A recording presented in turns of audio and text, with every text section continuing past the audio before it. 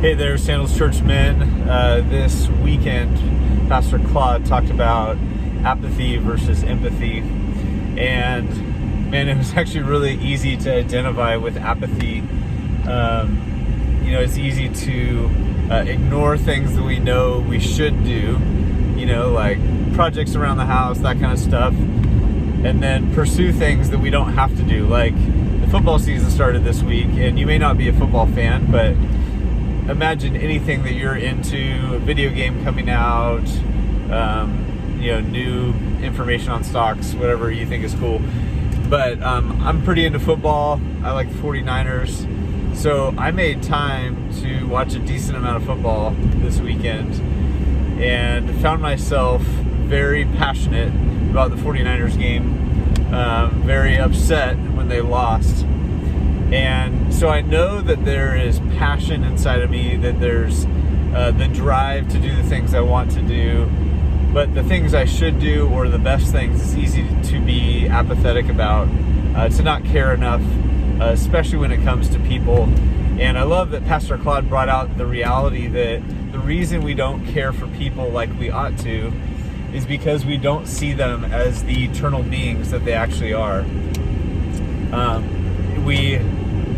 I think take it for granted. We see in them an evil that we don't necessarily acknowledge in ourselves. And I think especially at a time like this where there's the political polarization, it's easy to villainize people, lump them into a category, not see them as God's children, as valuable.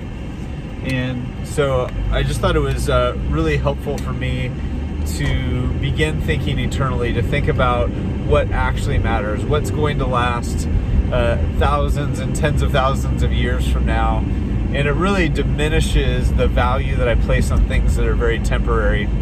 And so I think with a view of trying to be more empathetic, most guys are great at apathy and not great at empathy. That seems to kind of be the general way.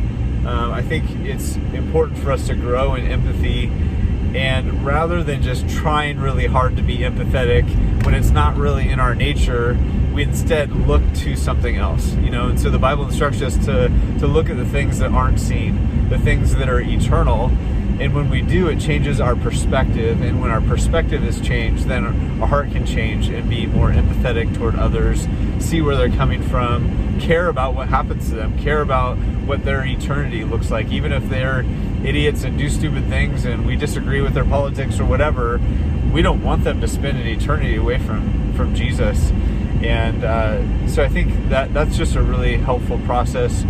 So I want to challenge you to think through what are the things that pull you away from having an eternal perspective. What are the things that keep you focused on the here and now, maybe keep you passionate about the wrong things? And what do you think would help you make a shift in that direction? I think there's some great discussion questions, great things to talk through with your friends or with your men's group about how we can be transformed from the inside out, how we can change our point of view by being focused eternally, and recognizing that souls matter, that our sole purpose on earth is to bring people into God's kingdom.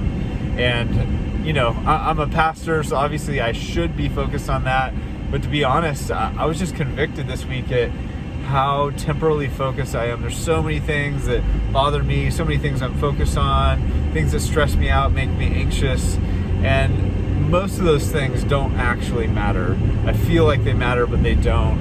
And so I just took a step back this weekend. I hope that you do too.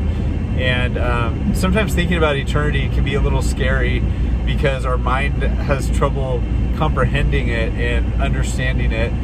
But once I got past that initial thing, I'm like, man, there's nowhere else that I want to be. There's not, like, when I think about where I want to be in a million years, it's definitely with Jesus.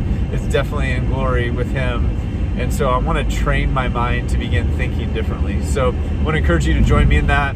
Love you guys. Appreciate you. I almost just ran a red light right now, but I think I made it just in time. I'll be praying for you this week. Please reach out if you need anything at all. Have a great week.